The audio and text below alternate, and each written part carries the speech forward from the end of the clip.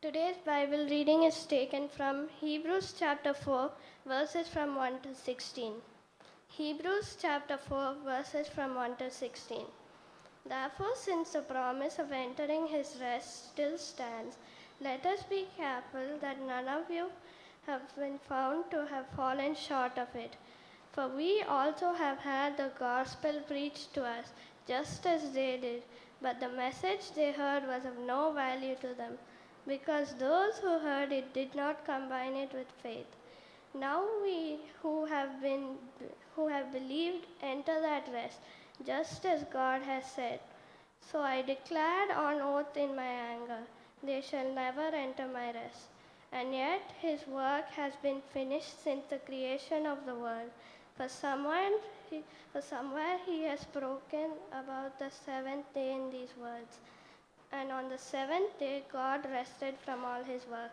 And again in the passage above he says, they shall never enter my rest. It still remains that someone will enter the rest.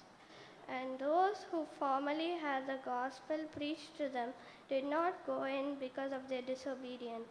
Therefore God again set a certain day, calling it today, when a long time later he spoke through David and was said before, today if you hear his voice, do not harden your hearts. For if Joshua had given them rest, God would not have spoken later about another day. There remains then a Sabbath rest for the people. For anyone who enters God's rest also rests from his own work, just as God did from his. Let us therefore make every effort to enter that rest, so that no one will fall by following their example of disobedience. For the word of God is living and active, sharper than any double-edged sword.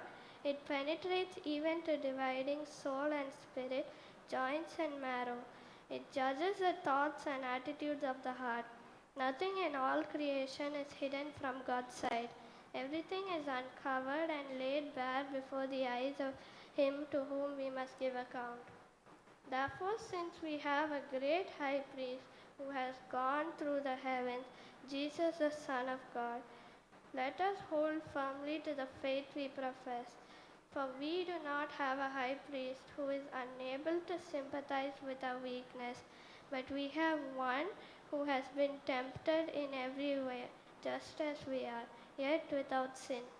Let us then approach the throne of grace with confidence, so that we may receive mercy and find grace to help us in our time of need.